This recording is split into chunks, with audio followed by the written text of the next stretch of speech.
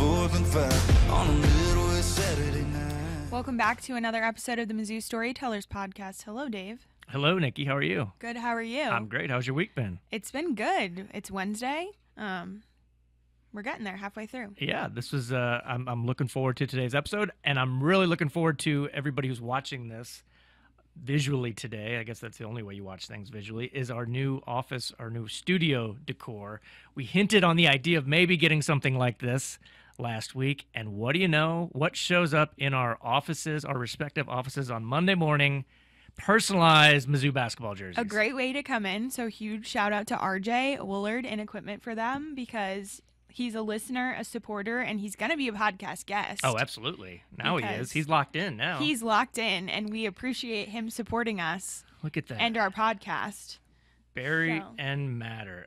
Now, my youngest wants to know if I'm going to be wearing this. It's a little big for me. I don't think it's something I'm going to wear. The wall's going to wear it. It's going to look great. Maybe he can wear it. It's not going to quite fit him. I think that you should wear it, though. With Will. I'm not going to wear mine, but I think you two should go to a game wearing your jerseys together. I think there's an age where you cut off wearing the personalized jersey, especially if it has your own name. And I think I've passed that cutoff. I disagree, but what do I know? Well, I love it. It looks great. We are adding to the studio here, and that's the perfect touch. Also, just a thought here. This could be, what about, you could be a basketball player for Halloween, and so could Will. So maybe you already have the costumes for next year. I will be an old, short basketball player for Halloween if that happens. That's still a basketball player. I'm excited for our guest. I can't wait to have her on and can't wait to hear more about her story. So yeah, let's get right into it. Let's get right into it. She's a wife, sister, daughter, a skier, All-American, coach, leader. She's strong, passionate, and a competitor, Mizzou softball head coach. And this is the story of Larissa Anderson. Welcome to the podcast. I'm excited to be here. We're excited to have you and dig into who you are and to get to know you a little bit more. Cool. Let's go. Open book. Welcome to Mizzou Storytellers. That's what we tell us. So we got to tell a story, and we're going to tell your story, hopefully, by the end of this conversation. And what I'm excited about is we had Carrick Jackson in here last week. Now we have you in here. That means that spring is hopefully right around the corner. It's getting a little warmer, a little sunnier, and we'll be outside watching some softball here soon enough. Yeah, that's the plan. It's getting warmer. The sun is shining. Cross your fingers. And hopefully we get outside here soon. I feel like it's always a teaser of like it was 60 this week. So I feel like you're like, oh, maybe it'll be nice, but then it'll go down and be 5 degrees again. So you're like, oh, can we just have some consistency here? Exactly. That was my conversation this morning with the grounds crew is how does the ground look? Is it defrosted yet? Is it too soft? And hopefully we can get out here soon. Awesome. Well, we're prepared for everything around here, I guess, now that you've been a Missourian for a few years now, and you just know that you never know what to expect. You never know, and you prepare for everything, and you never know what you're going to get. That's right, for sure. Right. I guess we start at the beginning. Let's start at the beginning. Where you're from, Lake George, New York? I am from Lake George, Tell us about New Lake York. George. Yeah, Lake George is in the Adirondack Mountain region. It's in upstate New York. It's on the Vermont border, so it's on the east side, nowhere near Buffalo. We're about 2.5 hours from Montreal, Canada. So I am up there. It's a resort area, absolutely gorgeous and beautiful. I was a 3-sport athlete growing up. I played volleyball. I was a downhill ski racer, which is very rare that you hear that you come across a softball coach that's a ski racer. But you have to, pretty much living in the Adirondacks. Mm-hmm. And then softball. And you know, whatever season it was my favorite sport, and I really didn't know what direction that I was going to go into until I realized that I had a gift for softball, and that's what took me down the path to play collegiately and then led me to where I am right now. I didn't know a lot about Lake George. I had to look it up. I've been to Lake Placid, and it's what, like an hour away? 90 miles. Okay. Yeah, Lake Placid is 90 miles north. I was there for a wedding a while back. Very Beautiful nice time. I was there in the summer, so it was really beautiful. I can only imagine that Lake George is similar. Is it? Yeah, very, very similar. Okay. And Rachel Ray is from Lake George. Are you guys friends? You went to high school? She is. Did she teach you how to cook? I'm not going to tell you how old I am or Rachel Ray, but we were not in the same tenure in high school at the same time. Okay, well. Yes, her brother Emmanuel was a year younger than I am. There we go. So you're the second most famous person from Lake George? Can we just say that on the podcast? Sure, yeah, you could say that. Okay. No one's going to fact check us. That's fine. That's fine. Dave was like, when we were doing our research, he was like, I have to ask her if she knows Rachel Ray. So I kind of want to touch more on skiing because you say that you kind of had a natural talent for softball, but you were quite the skier. So I mean, growing up in that area, you just picked it up and then you kind of got into it. And Well, my whole family's been skiers. My dad was a ski patrolman. He spent time in Switzerland, and they would travel. My mom and dad would travel to Europe and go skiing. And it's kind of just what you do in the wintertime. Lake George would have this huge winter carnival, and everybody skied. You don't ski for your high school. Like at the time, they did not have team sports. Skiing was not a team sport within your high school system. You belonged to a club. So you participated skiing for a mountain, and I was a part of the New York State Ski Racing Association, and then you would qualify for Eastern Cups, and you would train all throughout the entire Northeast and compete not at a world level, but more of a national level. Skiing is really different than any other sport, but it's just what you did every single weekend. And my father was adamant to raise me in the public school system. He did not want me to go to private school, which is what all our competitors did in skiing. They all went to academies, and he wanted me to experience multiple sports. And I give him a lot of credit for doing that, but I got the backing from my high school because I had to miss a lot of school. And I tell stories a lot that my second and third quarters, my junior and senior in high school, I probably missed 20 out of 30 days of school. Oh, wow. But the school supported it because they knew the opportunities that skiing was providing for me. I had to do a lot of extra work to be able to graduate on time, but to have that support that in high school I could leave at 11, 12 and go up and train at the mountain independently allowed me a lot of the opportunities that I had. I feel like it's so cool, especially you said it. It's kind of a unique, sport, and it makes sense growing up where you grew up that it's an opportunity presented, but not everyone grows up where not everyone skis. So that's really cool that you kind of were able to in the high school and you know what? It taught me so much just about discipline in itself, because it's you against the mountain. And you can't blame anything else. Like, you have to prepare yourself for that mountain. And the amount of training that I had to do for a minute race, like the studying of the course and the visualization and hiking up and training it again and waking up at 4:30, 5 o'clock in the morning to tune your skis and, do everything yourself. And that discipline helped me pretty much my whole entire life. But to do it at a 15, 16-year-old and I look back in hindsight, like, how did I have the motivation to do it? And it was, well, if you wanted to be good, you had to do it because everyone else was doing it also. Well, and I think it's interesting because you talk about the discipline, but the sacrifices. I mean, you say you missed all that school. Like, you're 15, 16, 17, 18. Your friends are probably talking about going to the basketball games and going to sporting events and hanging out, and you're waking up at 4 a.m. and you're missing for competitions and stuff. I cheered competitively, and I missed a lot of things. So I know that there's a lot of sacrifices, and you clearly cared so much and were so into it that you were willing to be that disciplined and make those sacrifices, which I'm sure has carried into certain things now as you've grown up. Yeah, absolutely. And the way I was raised with my family, it was, if you're going to be invested in something, you go all in. Mm-hmm. You don't go halfway. So it was, if you're going to commit to being a racer and we're going to spend all this money traveling you all across the country, like, you're either in or you're out.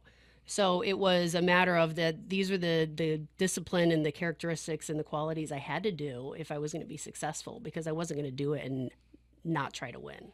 My favorite Larissa quote, how you do one thing is how you do everything. So yeah, I say it all the time. Like, when we're warming up and stretching, you can hear throughout Divine, I just keep yelling, the way you do anything is the way you do everything. Yeah, and that's so true. Which I've heard you say that, and honestly, it's something that I think to myself, like, if I can't do one thing good, then how am I going to do everything good? If I can't be good in this moment or at this one particular aspect of my job, I'm not going to be able to do anything else if I can't. So yeah, super interesting. But listen, when you grow up training to be a competitive skier, can you now, like, leisurely ski? No.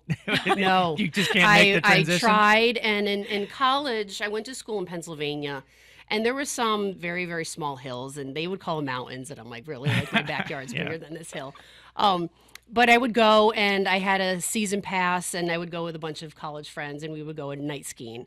And I still had my razor tip blades on the tips of my skis, and I still had all my guards on my poles, and I was still training. Right. Like, mentally, I had a really hard time because I never really went out to ski for fun. It was always training for something. And after college, and there was one winter, I was back home in New York, and my whole family went skiing, and I tried to do it, and I was terrible. The equipment's changed first, so the skis are a little bit different now than they were back when I was racing. Now they're shape skis, so they're much easier for the leisure skier. So I was working too hard to try to turn, which is what I was used to. Right. And I was just like a rabbit bouncing all over the place, and I wasn't enjoying it. And mentally, I was struggling to the fact that I'm not training for anything. How do I do this? And I was like, you know what? I'm just going to stick to softball. Yeah. Can you teach skiing too? That's the other part. Not only so you're not maybe as leisure with your skiing, but can you teach someone else to ski? Like, did you have college friends that were like, I don't know? Yeah, but I'm also one of those, like, skiing to me is something you have to grow up doing. Yeah. It's I not agree. something you pick up later on in life. I would agree. Right. I mean, it's the balance is really different. The coordination to be able to do it. So I like if you want to be a skier, like you got to do it really, really early. If not, you're probably going to get hurt. I went twice growing up. Growing up in Connecticut, we would go up. We did like 2 weekends away, and I tried, and I was probably like 10 and 12 or 8 and 12 when I went. So somewhere I was young, but I just didn't do it enough, and I wasn't coordinated enough, and it was honestly It's not tough an to pick up enjoyable later. experience. It's like golf. Like you don't have time to get good No. in your 30s Oh, yeah, or 40s. no. You got to start young because Yes. I don't have the time or patience to learn something at this age. Right. Yeah. You know, and like that. falling and getting wet and it's cold. Like, Yeah. there's not a lot of good things out of that. Your Right. body just gets sore and doesn't bounce back the No, same way it when you're does 5 years not. old. That's so. for sure. This episode of Mizzou Storytellers on the Inside Mizzou Athletics podcast is brought to you by Shelter Insurance. Ranked number 1 in customer satisfaction for auto insurance in the Central Region by J.D. Power 5 out of the last 6 years. We're your shield. We're your shelter. When did you make then the transition to I want to be a skier? I'm doing this all the time. To okay, softball is my thing, is my passion. Yeah, you know, and then I have a lot of reflection, and I look back to this story a lot. When I finished 10th grade that summer, I went and watched the New York State High School softball championships, and they were being held in Albany, New York, which was close to Lake George. And I remember it vividly. I walked into the 4-field complex, and I saw my first windmill pitcher, because here in the upstate New York, everything was slingshot, and we only knew what we knew, and softball wasn't on TV like it is today. Yeah. I saw my first windmill pitcher, and I just stopped right then, dead in my tracks, and I'm like, what is she doing with her arm, and why is it going around in a circle? And I immediately found my high school coach, and I'm like, what is she doing? And she explained that's windmill pitching. We don't have that upstate. And I'm like, well, I want to learn how to do that. And I found a camp that was downstate, and Karen Mullins, who was the head coach at UConn, spoke at it and taught at it. Deb Palazzi, who was the head coach at Ithaca, 2 very successful programs, both in the NFCA Hall of Fame now. They were both teaching at the camp, and it was 3 days, 8 hours a day, slept in cabins, like old school camp style, and I learned how to pitch. And I went back that summer, and I just threw up against the side of the house and just taught myself how to pitch, and we went on and we won the state championship my junior year. And it was at that time that it was other collegiate players that were at this camp had said, you know, you're pretty good. You should get on a travel ball team. And again, I had no idea, like, well, okay, what's a travel ball team? What do you do? Rather than like just your local all-star team. And I got on a travel ball team. We traveled all around the country. And that's when I realized that I could actually go to college and play softball. Yeah. And that really took me down the path to the school that I went to, because I wanted to be a physical therapist, but I wanted to play all 4 years and not have to do a internship in my senior year and things like that. And had an amazing opportunity and an amazing career. But it wasn't really until that camp that I realized that I could play softball at the next level and, you know, go to school and being able to do it at the same time. Mm-hmm.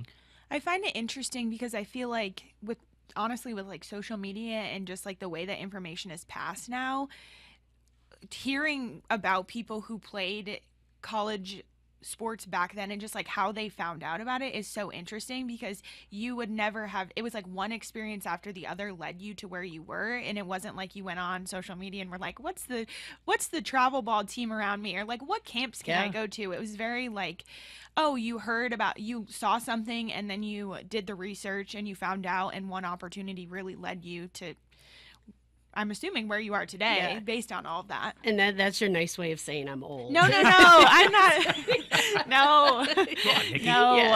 Yeah.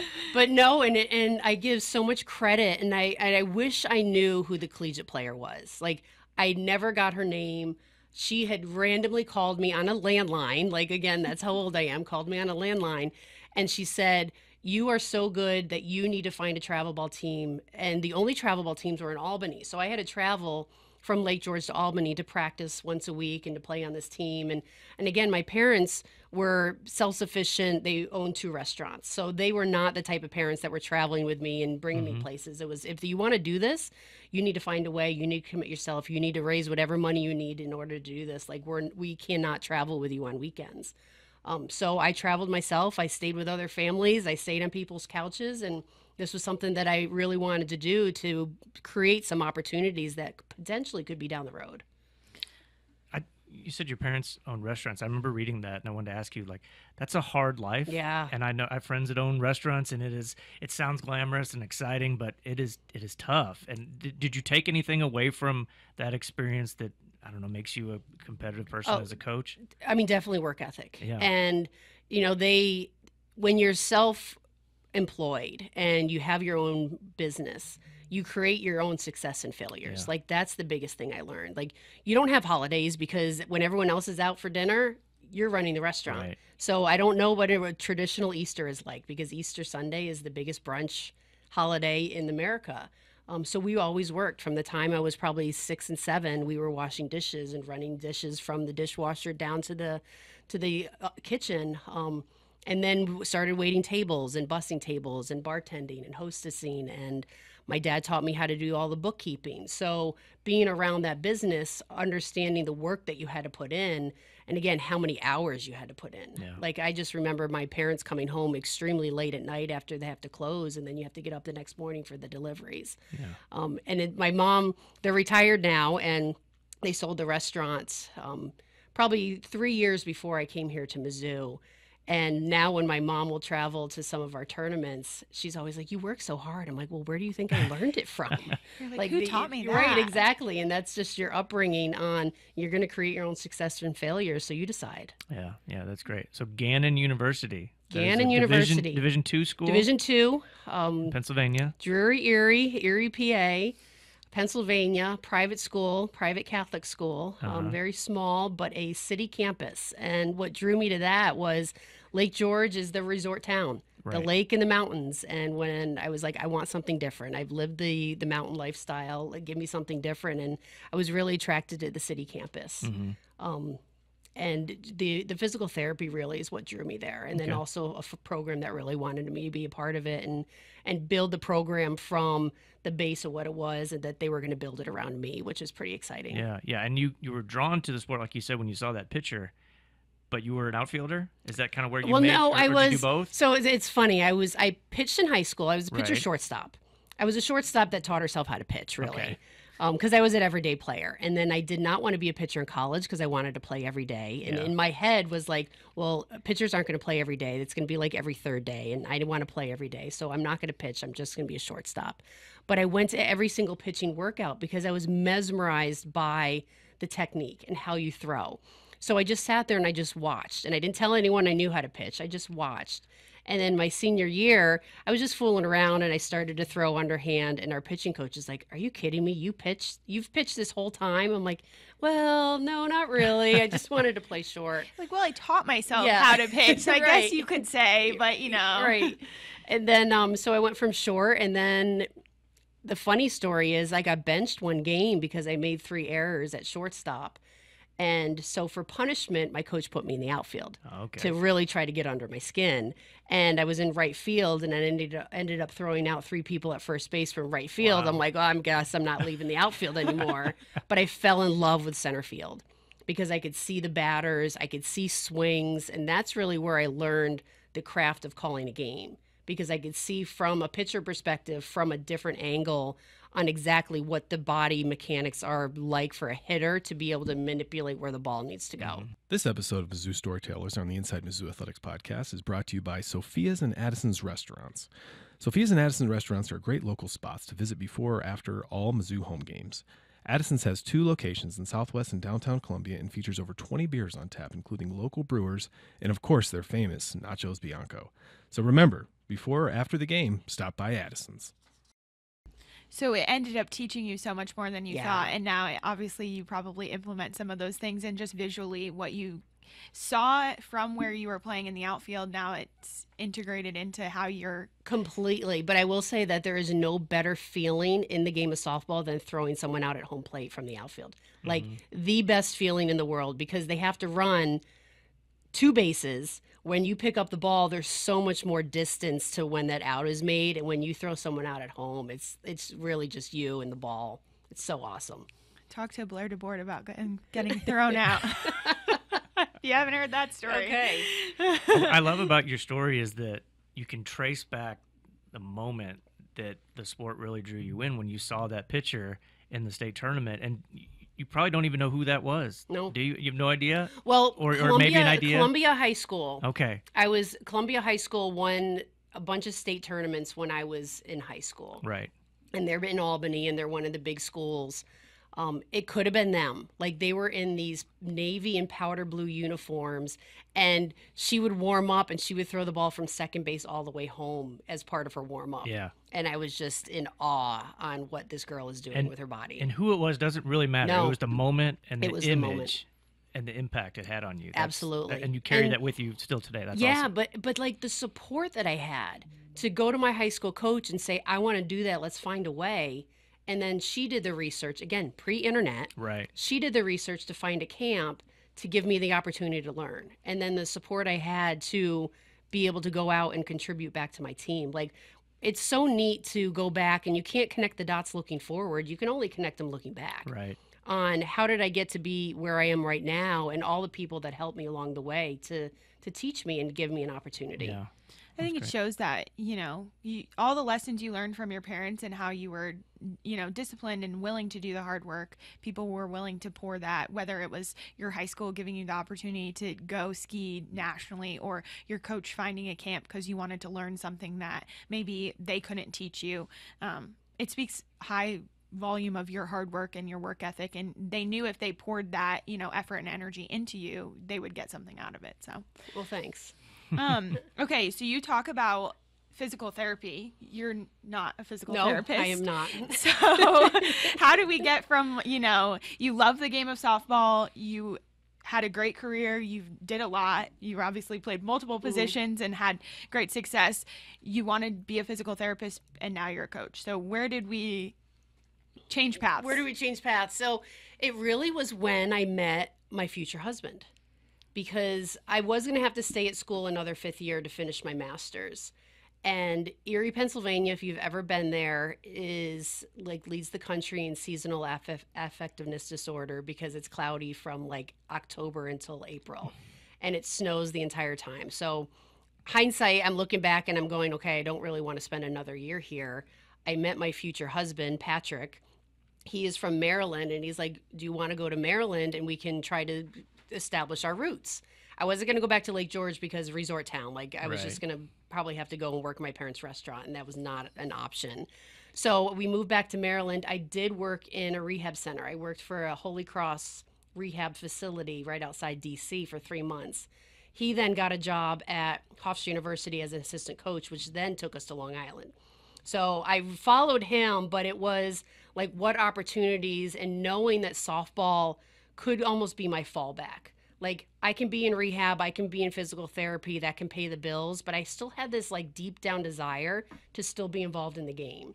So in my head was, well, I can umpire, I can coach a little league team, I could, volunteer with a college program, and physical therapy can just pay the bills. And then I spent a whole year teaching at a school in New York City on Park Avenue called the Children's Athletic Training School, and it was CATS for short.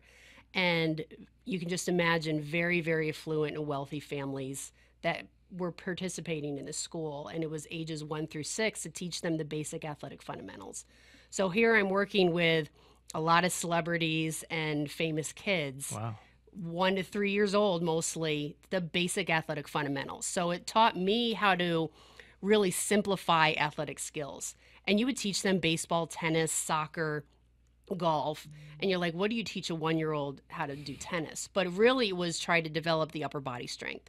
It was giving them this little foam racket, and you would have balloons in the air, and you would just have to hit the ball up in the air, but you're teaching them that upward motion for tennis. Same thing in baseball and soccer, how to kick with both feet. So I did that for a full year, took the train into Manhattan, rode the subway, a whole year doing that, and then got connected with Long Island University CW Post. Worked a ton of different camps, kind of just to network and get my name out there that here I am on Long Island. I can teach softball. I want to work a ton of camps. I want to get some recognition and be known that I want to teach this game. And then that led me to have an assistant job at Long Island University CW Post. I did that for 2 years. And then ironically, the same week, Patrick left Hofstra as an assistant, joined the Kansas City Royals, ironically. As a hitting instructor, I got the job at Hofstra, literally the same exact week we left. Wow. So he then joined the Royals organization. I then became the assistant at Hofstra. Kind of, I mean, he went to the Royals. We but traded you cars. Yeah. Yeah. So I want to unpack a lot there, but I do want to touch on how you and Patrick met, because when doing my research, I like to ask that question. I think it's just fun. To hear just about it, just people, how they met their significant other in that story. But I found an article, so I know the story. Okay. So I would like you to tell us the story, because It's funny. It's funny. It's cute. It is cute. It's kind of cheesy. But it's great. So I wasn't expecting to find an article on it, but then I saw it and I was Wow. like, oh, I'm definitely going to ask her. Okay. So Patrick played minor league baseball, and he knew the head baseball coach at Gannon University. And it was his off season because they're playing in the spring and the summer. So through that winter of my senior year, he came just to help out with the baseball coach. And he was just there for a couple months. And of course, he's the new cute guy. And everyone in our athletic department was in our rec center. That's where all the offices were, all the athletes hung out. And I'm playing catch in the rec center. And Patrick's there. And of course, I'm like flirty a little bit. And I finished playing catch, and he's hanging out in the lobby. And I have not met him yet. I just know he's the new cute baseball coach. And I walk by, and my maiden name is Smith. And so I was Larissa Smith, and everybody in the athletic department knew me as Smitty. So he just goes, "Hey, Smitty, I just saw you play catch. Do you want to at least have one kid together?" And so that was his pickup line. Yep. And then I just turned to him. I go, That's gutsy. "One? That's it?" And then I just kept walking. And then, so it was like from that moment. And then, of course, I ran to all my teammates. I'm like, "Cute baseball coach, just hit on me." Yeah. and giggling. Right, and- exactly.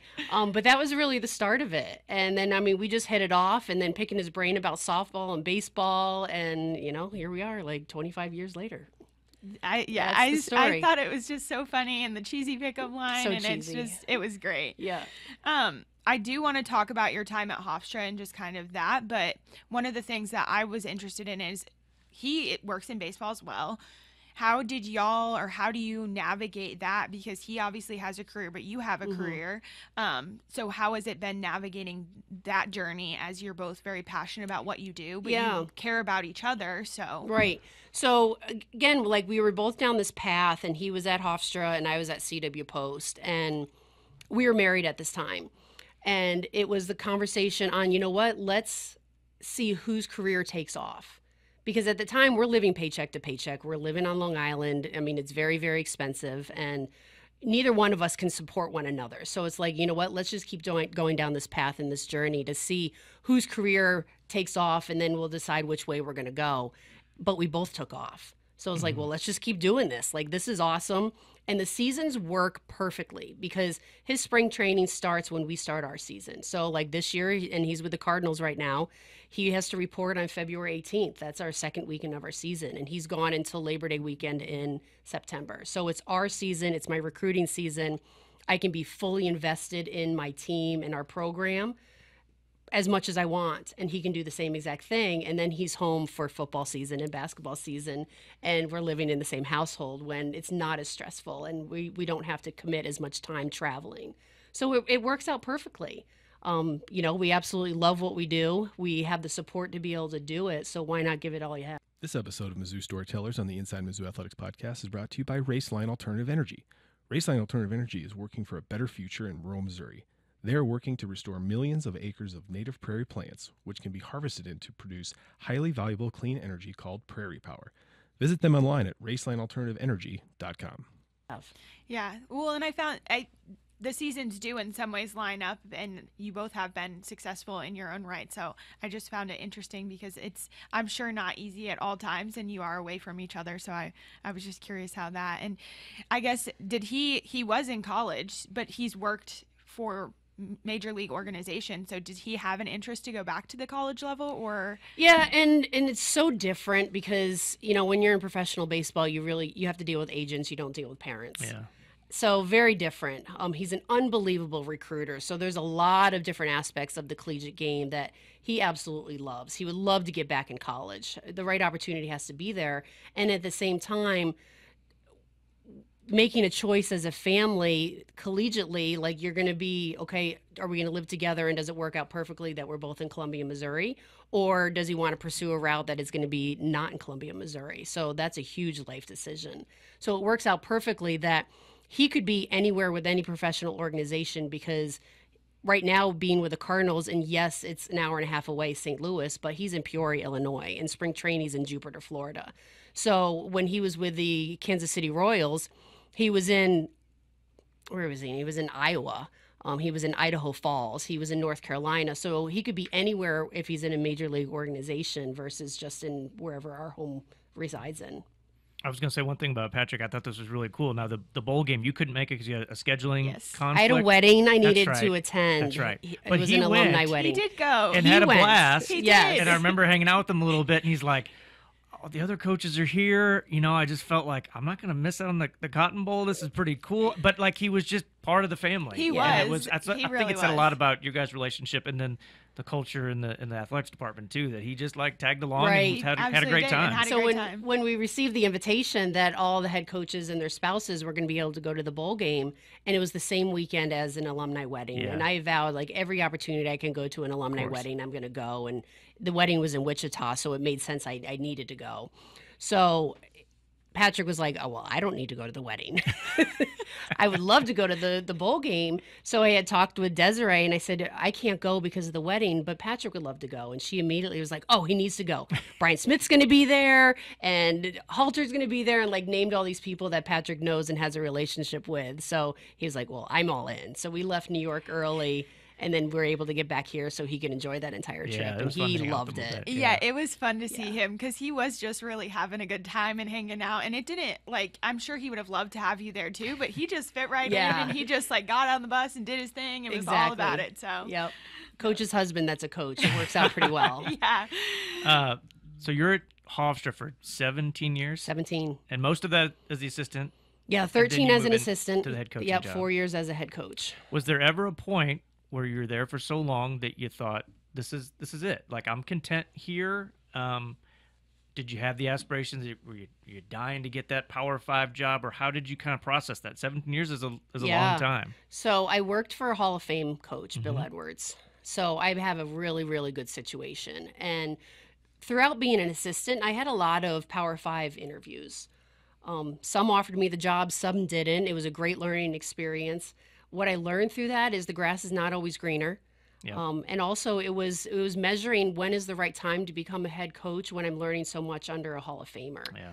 And so I measured that a lot. And also the pride, and I knew that Bill was on the end of his coaching career, that I really wanted to take over that program. Like, I felt like I owed it to the school and the players, and, I was recruiting there for so long that I felt like I needed to be the next head coach to really continue that legacy. So I'm glad I stayed.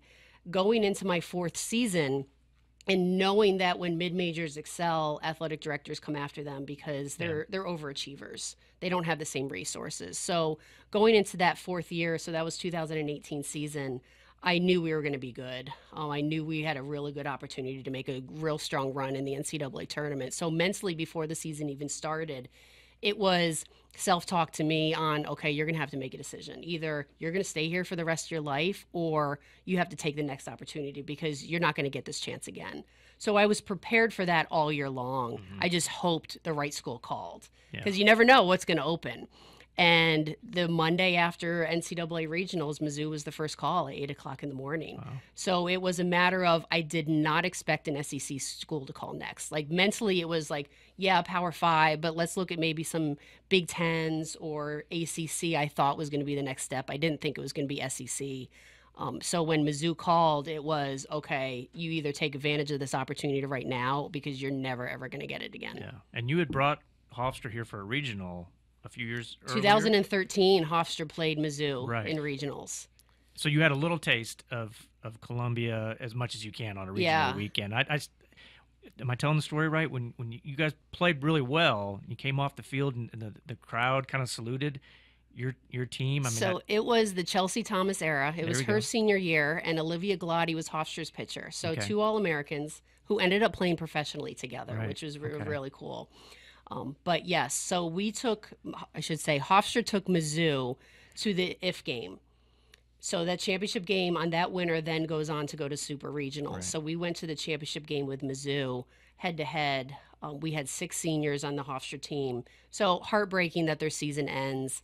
Every Mizzou fan stayed in the stadium while we walked off the field and gave us a standing ovation as we left the field, and then lined the walkway. This is at the old U field. Right. Lined the walkway all the way to the bus and congratulated us and gave us a round of applause as we left the field and entered the bus.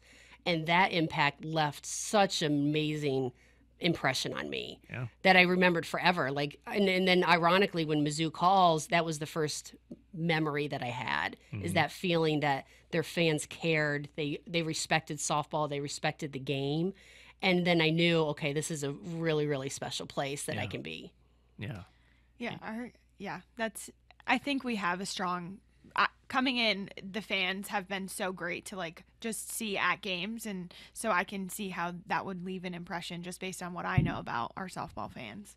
So I want to kind of touch on Sarah because I think it's super interesting. Sarah played for you and then worked with you at Hofstra and now is here at Mizzou with you. So just talk about that relationship. I'm sure that you were part of the recruiting process. Yep. She plays for you. Like, just you notice that this is someone I want to work with. Just, I think, touch on that relationship. Sarah graduated in 2011. So I believe that I started recruiting here in maybe 05, 06. And I have a couple funny stories about Sarah that I just remember her walking across this field, and she's got these big, huge fashion sunglasses on and her uniform. And I think she had pink cleats. And another coach said to me, hey, that's going to be your starting third baseman. And I'm like, she's going to have to get rid of those sunglasses. Yeah. But I mean, she came in and just a gamer, like a phenomenal player, starter all 4 years, understood the game, great work ethic. But after she graduated, she just got into high school coaching. She lived in Connecticut. She was coaching a travel ball team, but a very similar story to mine, where she created her own success. Like, nothing has ever been given to her. She's one sibling of 5. She's worked extremely hard. She put herself through college. So it was that work ethic that I saw, and she just continually stayed in touch, asked questions, wanted to learn about the game. And then when I had a job opening, and it's funny, it was going into my 3rd year at Hofstra, and I had asked our other assistant coach, and I said, we had a position open, and I'm like, I'm thinking about Sarah Michalowski. And the other assistant coach said, I feel like she would just be a mini you. And I'm like, oh, that's exactly what I want. I'm going to offer the job. Because it was so, when I took over, I wanted to learn so much more from other people. Because I was like, I know Hofstra through and through. I've lived it. I wanted to learn from other programs. So I started to bring in all these other assistant coaches from different programs, but they just didn't have the same work ethic. And Hofstra is such a unique place because it's a private school in Long Island that you have to, and you're playing a Power 5 schedule, that you have to know that work ethic. So it was finding someone that understood that, and that was Sarah. And having that same philosophy and understanding what it takes to truly win and outwork everybody, that's what Sarah brings, not only to Hofstra, but also brings that same understanding to Mizzou. And we're going to outwork everybody, and we're going to find a way to get things done. So the year after 2018, after Mizzou had called, I had a meeting with Sarah immediately when I returned after my interview on campus. And I said, so Sarah, what do you think about coaching at this level? And she's like, oh, I'm all in. I'm like, so if another opportunity came, what do you think you would do? And she said, I'm following you. I'm like, we're going to Missouri. It was like right then and there, and she wasn't married yet at the time, and talked to her future fiance and was like, guess what? We're moving to Columbia, Missouri. We don't know where that is on a map, but we're packing it up. I feel like that's like most people are like, I don't know where Missouri is, and then they come here and it's like such a lovely place and you fall in love with it. But no, I think that you can see your chemistry on the field, just how you two work together, whether it's, you know, before a game or just even when I've seen y'all interact like in the office and stuff. And so it's so special because not everyone has that person that I think, I would assume from your perspective, you've seen her grow so much, and I'm sure she's even seen you grow in different aspects. But I think it's just a unique relationship, different chemistry. Not every coaching staff has that. So yeah, no, I appreciate it, and I would never ever want to lose her. So, and part of, I love having her a part of the program because what she offers, but at the same time, her being a mom and allowing her son Bryce to grow up with our team, I think is so special for not only Bryce and her family and Sarah feeling like she can do both and that she can be a mom and a wife and a Power 5 coach, but also for our players to see a child being brought up in this type of environment. And I mean, he comes to practice at the end and knows all the girls, and I think it's just so healthy on both ends for them to be able to experience this together. He's a great grounds crew member. He loves driving that tractor. He loves driving that tractor. Larissa, you guys get here, and what was the transition like? Because this is a program, like you mentioned, the Chelsea Thomas years, been to 3 World Series, a lot of success, some turmoil there at the end. You step in, and you had instant success on the field. There was some adversity off the field, but what was that transition like those first, I don't know, year and a half? It wasn't easy. Yeah. I mean, I'll tell you that. It wasn't easy at all. And personally, my father had a stroke 3 days after I got the job here. Gosh. And so that was really tough because we went through, and I'm still trying to recruit, but living in New York and visiting my dad. And unfortunately, he passed away 3 weeks after. So that was very emotional. And the day after we said goodbye to him, I literally went back to Long Island, packed up my car, and drove across country to get here because it was June and July. So it was like I had to get to work and I had to start recruiting. So really torn in that aspect. And then Patrick's not even around because he's coaching. He was with the Nationals at that time. So being able to navigate that, to put the staff together, to find a place to live and to recruit. And the transfer era was very different back then. Yeah. The portal didn't exist. So trying to figure out who's staying, who's going, navigate to the players that are still going to be here, and then figure out, okay, what's next? Like, how are we going to do this and how are we going to get this done? And that's really where the Own It era started. Yeah. It was evaluating what the program had gone through. I was the 3rd head coach in 1 calendar year, and talking with the players that were going to be here. Like, there was a lot of pointing to the fingers on what was happening within the program. And then you look back in the NCAA sanctions and the what was happening in 2016, which none of those players were even around. So trying to figure out where we needed to go next. And that's where we established, you know what, we just need to own it. We need to accept responsibility for this program and who we are, and we need to move forward. I went out and tried to get as many arms as we could to pitch, like knowing that Matty Norman was the only pitcher that really returned.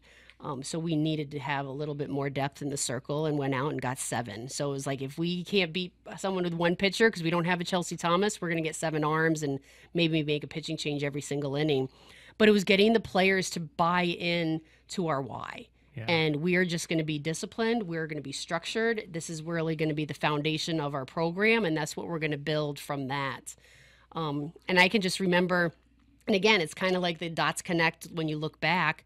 Our first SEC win against Georgia was a walk-off bases loaded base hit to shortstop by Emma Robbie, a freshman.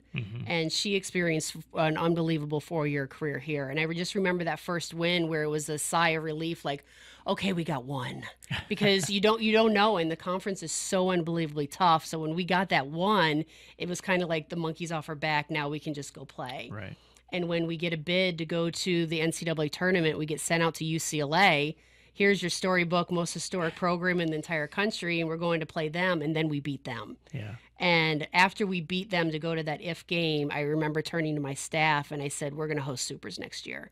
because to have the staff understand what it takes to beat a team like UCLA, to win in regionals with the talent that we had, now we know what we need in order to be able to achieve it.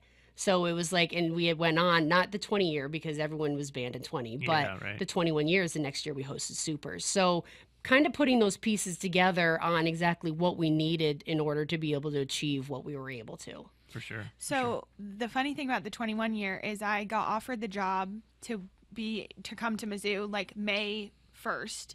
I was at Alabama and I had said I would work the SEC tournament. So I had basically told my boss at the time, like, I can come to Mizzou, I can be here this day, but I have to work the SEC tournament. So I worked the SEC softball tournament.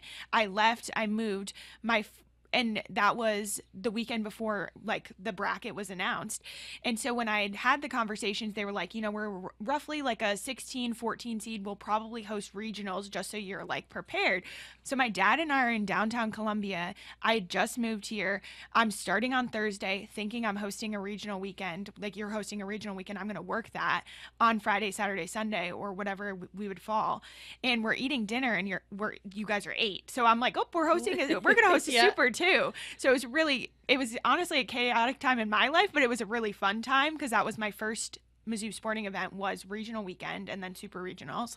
But yeah, so that's how my kind of time all started here was that weekend. And that Tuesday before regionals is when the country opened up. That's true. Yeah. And they allowed 100% attendance to athletic events. I really showed up on my first day and they were like, we need you to get ready for 5, whatever, 6 softball, whatever, how many softball games we're hosting this weekend. We're busy because we went from 50% capacity to 100% capacity. So we really don't have time to tell you anything. So good luck.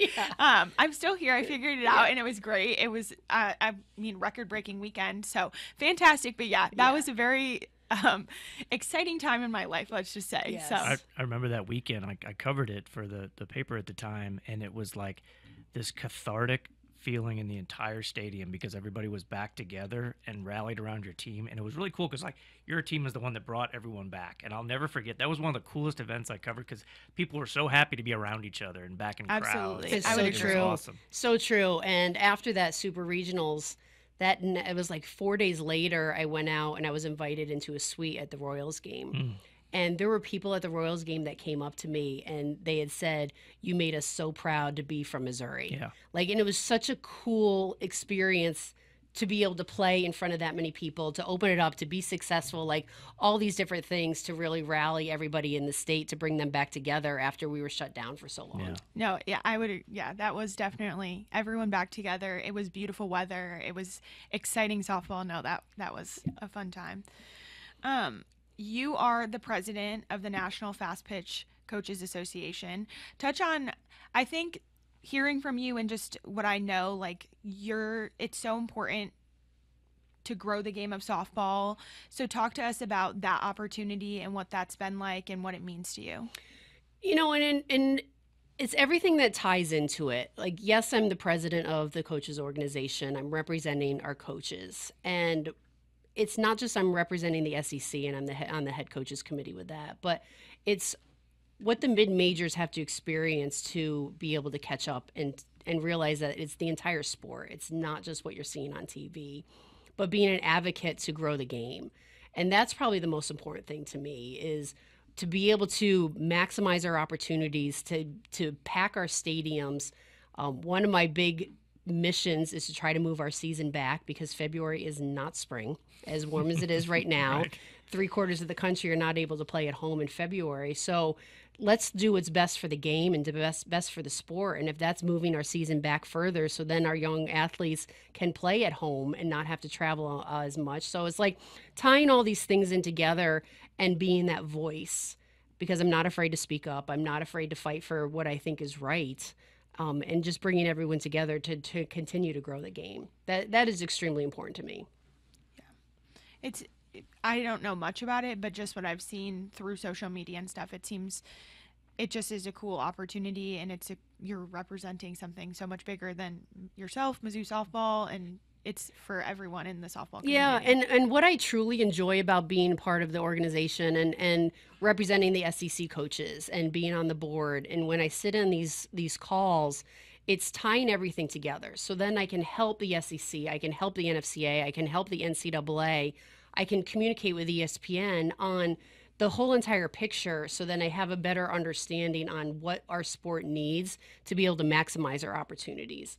So it's like I don't like the feeling of being left in the dark and then being reactionary. I want to be at the forefront to help guide everybody through that process. Yeah, that's awesome. Larissa, what do you want people to know about this 2024 team? I think I go back to something Coach Drinkwitz says a lot, is that success isn't linear. You don't have success one year, that automatically means the next year's going to be better, and the next year's going to be better than that. There's ebbs and flows. So what do you want us to know, fans to know about this 2024 team? You know, and I'll piggyback with Coach Drink. Winning is hard. Yeah. Winning is extremely hard.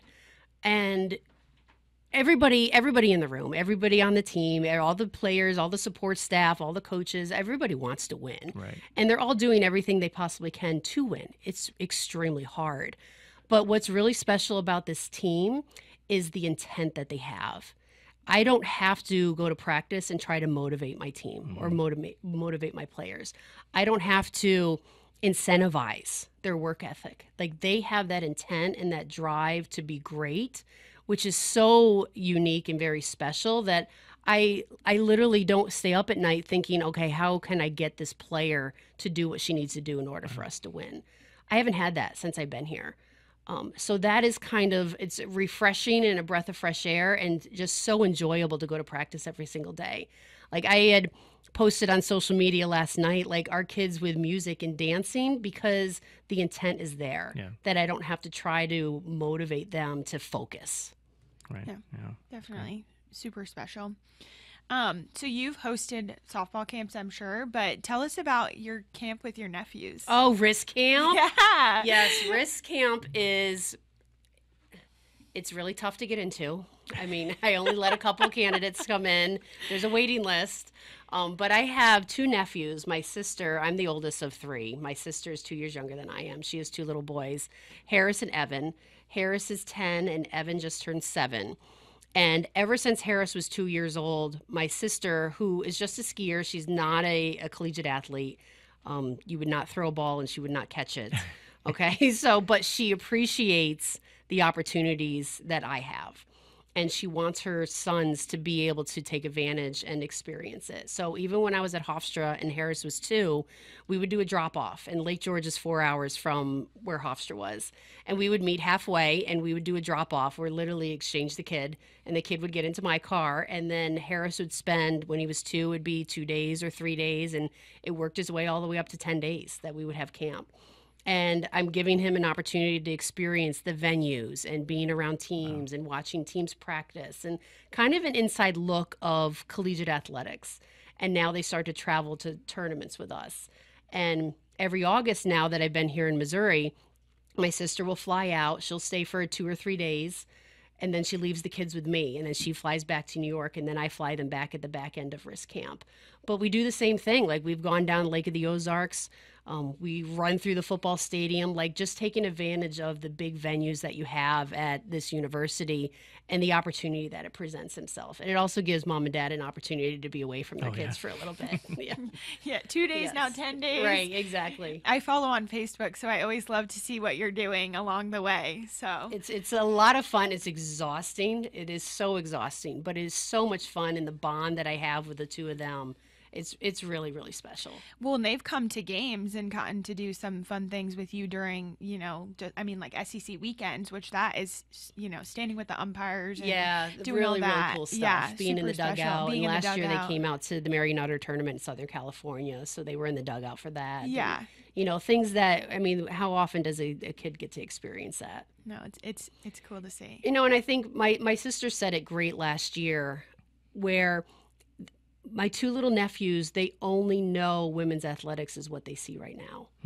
And for them to grow up with that perspective and to see their aunt on TV is really special, because that's going to impact their life. Oh, yeah. Well, and seeing, when they come to practice or when they go to games, and seeing the work ethic of the student athletes and saying, like, they work just as hard. It's all very cool opportunity, and it's a good perspective. Yeah. The last, so we do rapid fire. We'll get to that. I have one more question. I don't know about Dave, but talk to us about Rally. Oh. Rally's my little girl. Yeah. I never ever thought I'd be a dog mom. But- Ever. but she's I like- was so anti-dog because of Patrick's and our lifestyle. Like, we're never home. Right. And then the pandemic hits, and professional baseball stops. Mizzou didn't stop. Professional baseball stopped. So I'm still working, and Patrick's home, just not doing anything and just staring at me. And I'm like, get a dog. Like, please do something. So we go out and we get Rally, and Rally's a black lab, and we sent her to hunting obedience school for 4 months, and she's so unbelievably well behaved. We want to train her to be a bat dog. So literally she can go get the bat, bring it back to the dugout. But the problem with Rally is she does a trophy walk after she goes to get the bat, which we can't have that because we have time in between pitches. So we have to make sure that she's more efficient in bringing the bat She's right efficient. back to She's like, this is my moment. Exactly. Yeah. She gets the bat, she does a victory lap, and then she brings it back. And you're So like, by we then gotta it'd cut be- your time. It'd be I don't ball have one and the time. batter. Yeah. No, she's often seen around the stadium or just around. So I of course had to touch on Yes. Rally. She came to because- practice yesterday. Yeah. I mean, it makes sense that she went to school for a few months. She's very well behaved. No, she's pretty adorable. awesome. Yeah, she really is. So And I am a dog mom now. Yes. Rally has her own Instagram. Oh, wow. Rally has been on ESPN. Yes, Rally. yes, has been on Rally is ESPN. famous. Yes, no. Should we get into rapid fire? Let's go. All right. So we like to just do like kind of less thought, more just Okay. like quick hitters with it. Good so, luck. all right, walk up song. I will survive. Okay. Favorite place to eat in Columbia? Oh, I'm a big fan of Addison's and Sophia's. I know it's the same family business, but I'm a big fan of those two We've restaurants. got two Sophia's. Carrick was also into Yeah. Sophia's. Sponsors for I the like their podcast, menu. maybe. Yeah. Beach or lake? Well, you can have a beach at a lake. Are you saying ocean beach or? Yes. Yes. I'm a sun goddess, so I'll take the beach. Okay. Yes. It's funny that you say that because I grew up like when I think beach, I think ocean. But my best friend is from Wisconsin, which there's no ocean. So when I say beach, she's like, "Oh yeah, the lake." And And I'm like, Lake George has a beach. "Yes," So which $1 Million Beach. Yes, that makes sense. Anything on water, like I just love being on the water and being on a boat and I would agree. yeah. Favorite place that you've skied? Oh, I love Stratton Mountain in Vermont. Absolutely love Stratton. The most intimidating was Sugarloaf in Maine.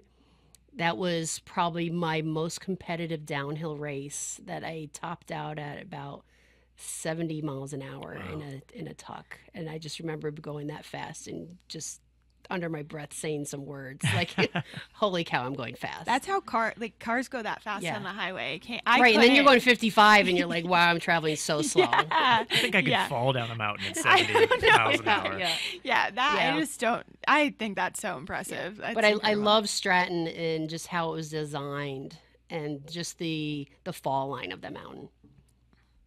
I'm again not a skier, but Okay, it sounds you take my sounds word for lovely. it. Yeah, and I'm not going to Yeah. try to go 76, 55 any Yeah. more than I need to down a mountain. All right, last question: favorite dessert to have? Oh, I love cupcakes. Yeah. I Any, do. like- I don't. Why is that funny?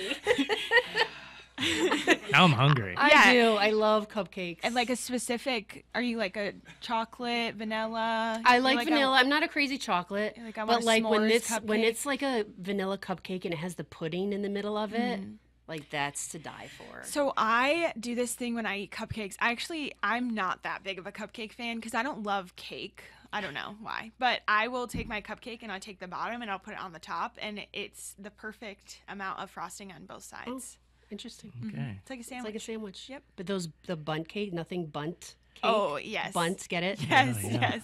Nothing bunt cake. Those are delicious. Yes. I will agree with you on that. All right, Black and Gold this weekend. Yes. In Divine. First look at the team, and then y'all head to Clearwater to open the season February 9th. And then you're back home versus Auburn March 8th through 10th. Yes. Season is here. Season is here. Like the hay better be in the barn. At this point, yeah. Yeah. How is Divine working out? Has it become like an asset for you, the way that it's set up? You know, and- it's the same space. We do Right. have more cage availability, so Yeah. that has been tremendously helpful. it's such a better visual because we don't have the football lines on the field Right, anymore. right. So aesthetically, it just is. It's such a better atmosphere for the players to be able to recognize the speed of the game and the distance and where the ball is. It's been great. And I mean, I absolutely love Coach Drinkowitz. I'm so glad he's out of Divine. So we have an opportunity to, I mean, our practice times are more efficient. Right. We can go at a more reasonable time. It's just us and baseball, and baseball's been going in the morning. So Yeah. it's been great. You're like, I'm so happy you have your own Yes, space. I'm so glad you're out of my house. Well, thank you so much for taking the time to come and talk about your story. It was great to hear more, and we know you're very busy, obviously. Season's around the corner, so thank you. Don't forget our tradition here at the end of the Oh my gosh, I almost... podcast. Okay, so we have a tradition. Okay. So we printed out your headshot. Oh, look at that. So if you could come and put that on the little board to Sure mark can. that you were here. Okay. Right now? Yeah. Okay. Huge. That makes it official. Yeah, that makes it official. And that tells our next I can go guest, anywhere, like or am I going anywhere you want. Anywhere you want. There you go. Spice it up a little bit. There we go. Cute. I wonder who I'm looking at in that. I actually think that was from a regional weekend. I don't know. That's what the photo shelter thing said. I don't know cute. who you're looking at, but I liked it. You were smiling. Yeah, I'm trying to soften my look.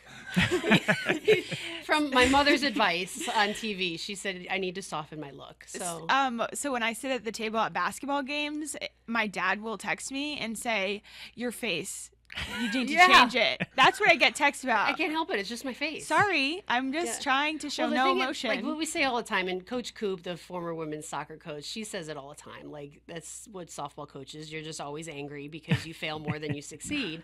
I'm like, that's just our face. Like, that's just who we are. I just think sometimes you're serious, you're into the game. I just want to be consistent. So Yeah. when you look at me, you don't know if we're winning or losing. There It's you just go. the same. There you Yeah. go. But now I'm going That's to try fair. to soften that so it at least looks like we're That's winning fair. more than we're not. Yeah.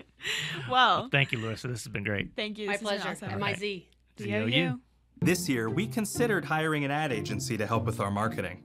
They pitched impressive visuals and a script that was inspiring. And exotic animal mascots to help grab your attention. In the end, we just decided to tell it to you straight. Shelter Insurance has award-winning customer service at affordable rates. Plus, our local agents are there to help you understand what coverage you need. To find an agent near you, visit shelterinsurance.com and switch today. That was great. Fantastic. It was cool to hear her story about skiing and how it led Yeah. her to softball and how she kind of navigated that, and then, meeting Patrick and being at Hofstra for so long. Yeah. I didn't know any of the skiing stuff. I knew it when we talked about getting her on the podcast. It came up like, someone mentioned, like, did you know she was like a really good skier when she was growing up? I'm like, I kind of heard something about that, but I didn't know to that extent. Yeah, I had known, but obviously not to that extent. I think it's cool and interesting how her parents owned restaurants Yeah. and how that impacted, her work ethic and all that. That's a tough lifestyle. It I- really is. Oh, yeah. And I think you can see where you learn the work ethic, you learn the commitment, the time management, everything that goes into being like a high level coach. I think you can trace it back to that upbringing for sure. Yeah, absolutely. And appreciate her taking the time. Yeah. They got black and gold this weekend, Saturday at noon. They opened the season February 9th in Clearwater, and then they're back in March.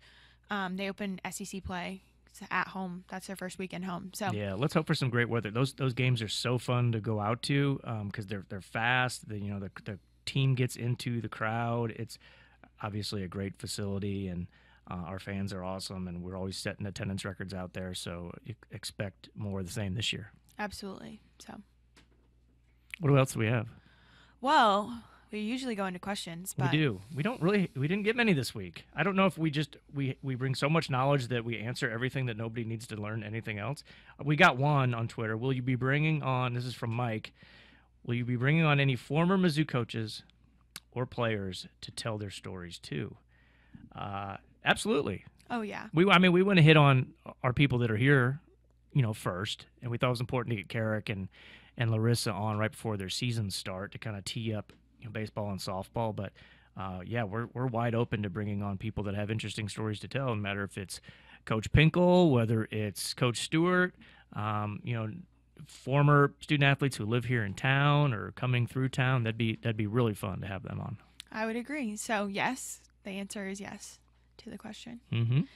So since we didn't get that many questions, I have to tell you that my uncle listens, and every week he listens and he'll respond via text and he'll ask a question, usually slightly What's silly. your uncle's name? Who are we talking about? We're talking about my Uncle Dan. He's my dad's brother. Okay. But he always asks me the question by saying, long-time listener, first-time caller, and then he'll go into it. So I don't think we're equipped to take calls. I know. I think Uncle Dan would be on that if he could. Okay. He didn't ask me a question this week, but he has asked me. That's his way of asking me questions. Well, that's great. It is great to hear. Where does Uncle Dan live?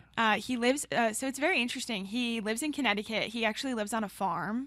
So he lives on a house on a farm. He's not a farmer necessarily. He works in, he's a liquor distributor. Okay. So yeah. Well, I'm glad he's listening. Hopefully he's listening to this episode right now. Mm-hmm.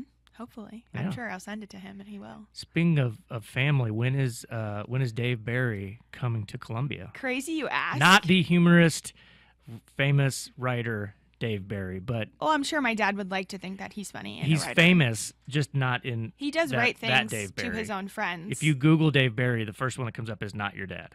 No, I'm sure he would love if it was, but it's not.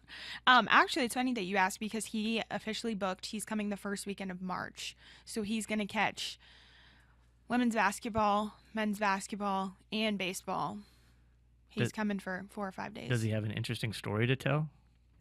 I'm sure he has stories, and they're interesting. How many uploads would we get if our guest is? We can just pitch it like the famous Dave Barry comes in, and it's. Well, I didn't know that. It's your Dave Barry. Yeah, I didn't know that there was another Dave Barry besides my dad. Producer Steve, you're aware of like Dave Barry, the writer? No. Okay. You can't see his face, everyone, but it's a no from him. Okay, well. If you give me a tidbit of what he did, maybe, but I don't know if we he want was to get like into that. a Nikki Barry's humorist. dad. A That's who it humorist. is. Well, yes, That Dave is Barry. who it is. That Dave Barry is much more important. The Nikki's father. Put it that way. Yeah. He will be in town. I'm not sure. Very interesting story. And he would have a lot of knowledge on college athletics just because he could talk all about his dad. Yeah, of And course. have Did, all how, the did you stories. catch the UConn reference I did from catch- Larissa? Yes, I did. The former softball coach at UConn. Yes. Did grandfather hire him too? Her, I should say. I don't know. I would have to go back and look. Okay. Depending on when she was coaching at UConn, potentially there was overlap. but Podcast always comes back to UConn. It does. It does. That's wild. Okay, well, looking forward to that. What else is going on? Will Matter had his first basketball game this Saturday. Was First he the- organized basketball game. Was he the leading scorer? No, he wasn't the Rebounder? leading scorer, but he did Steals? score. He did score. He had a Good. nice jump shot. It was really nice. He's 7. They get away with a little bit of traveling, a little bit of double dribbling, but he plays it by the book. He doesn't go for that. So he is very fundamentally sound. I'll put it that way. Do you have a basketball hoop outside of? We have a cul-de-sac like 2 doors down that he plays in all the time. I'll Okay. come home from work at 5:30, 6, sun's setting, and he's out there shooting. So he is. He's into He it. has the work ethic that Larissa was talking about. He really does. We love that. How about you're getting one of the twins? is As we getting some record this, Jackson braces. Matter is getting braces applied. How does he feel about that? He's not really too committal or emotional about it. I think he's just looking forward to getting them off one day. Kind of at that age where he's not sharing a whole lot about how he feels about it, but he's never had them before, obviously. So I do remember. Did you have braces? I did. Yeah, I had them in, I think, 7th and 8th grade, and I have this horror story from the first day I got them that my kids have heard this so many times. I was going to say, maybe don't tell Jackson. Well, no, it was different. They were like, it was more painful back then, I think. You had to get them Okay. tightened all the time. I went to a St. Louis Cardinals game with my dad, and it was either the day I got them on or the day I got them adjusted, and I couldn't chew very well. So I made the mistake of getting a hot dog. As you do at a baseball Sitting game. in the bleachers during the Cardinals game. I don't think it had started yet. I think it was batting practice, so it was starting to fill up. And I choked on the hot dog. I choked because I couldn't chew it. And my dad had to give me the Heimlich maneuver Stop. in the That's bleachers. a lie. You're lying. It's not at all. And Our the hot dog. podcast listeners are going to think I'm the worst person ever, but I can't take you serious. It popped out of my mouth.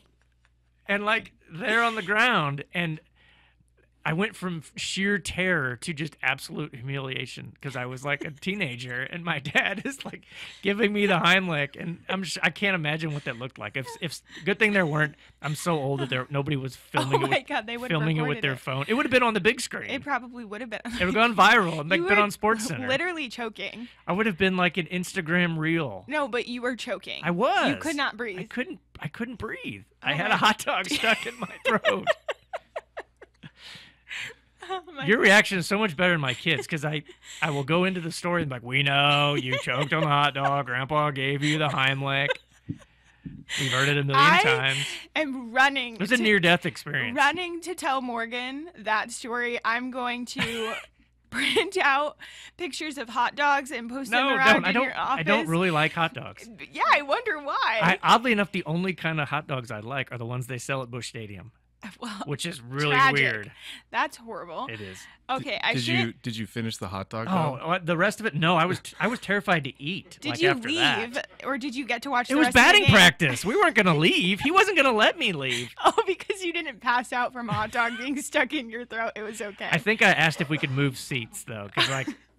Oh I didn't want to be the kid that needed the Heimlich maneuver during the baseball game. I think that's the best thing. Honestly, you should have leveraged it and gotten on the field or gotten in the dugout, like a near-death experience. We didn't have your marketing team at Busch Stadium that year. You should have gotten a T-shirt out of it. I don't know. You got if that were at a Mizzou event, you would have found me. You would have brought me down. I got to like shake hands with the manager. Yeah, I would have at least brought the mascot over to say hi to you.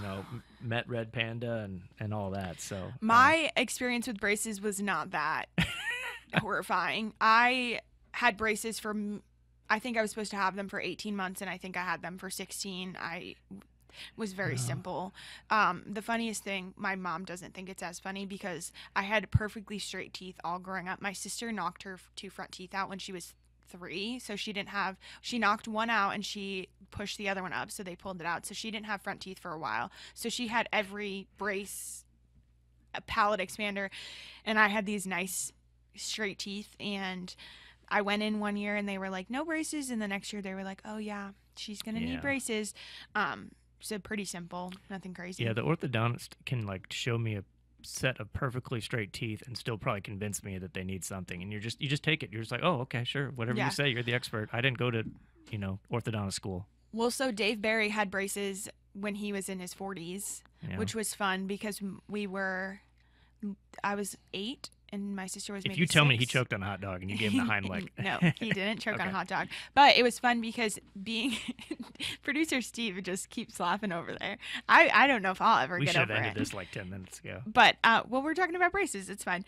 But he would let us pick out the color of his braces. Oh, so imagine being 45, 50 years old. I can imagine being 45, actually. Okay, well, imagine having braces and showing up with pink rubber bands on your braces to the office every day. Yeah, well, he's a good man. I'm looking forward to meeting him when he comes in for a game. Yeah, I'm excited. We can talk about braces and hot dogs and Nikki, Barry, as you're working on the front row. Oh, yeah. Hopefully I have Smile, because if you heard the rest of this episode, he will reprimand me based on the way my face looks. You're serious. You got like your game face on. I do get serious, and my interns tell me I get very like airline pilot. Not pilot. Airline, like director. Oh, okay. You know how they're always like traffic control. Air traffic control. That's what it is. But well, that's your job. You should. Sort of. I don't think I'm supposed to be air traffic controlling the interns on the floor. It's usually when they stress me out that I get like that. Oh well, I appreciate what you guys do. I have a new lens, at the games than I ever had before because I'm more watching like the coworkers and seeing how everybody's doing things, and you guys put on a great show. There's no doubt. Yeah. So. Well, that's where you say thank you. Oh, thank you. Sorry. Oh, my gosh. Okay, I think we have said enough. We have definitely said enough. We need to figure out next week's guest. We've got a bunch lined up. Everybody's volunteering their time, wants to get on. And we're gonna have some fun here now that the spring seasons are just around the corner. But we still have some winter coaches. We still have some fall coaches We can get. that need to get in here. Oh, yeah. There's Into no the doubt. hot seat. Should we leave with our parting words? Yes. If you ask the right questions, everybody's got a beautiful story. You just have to be willing to listen. This is Mizzou Storytellers. I'm Nikki Berry. And I'm Dave Matter. We'll talk to you next week.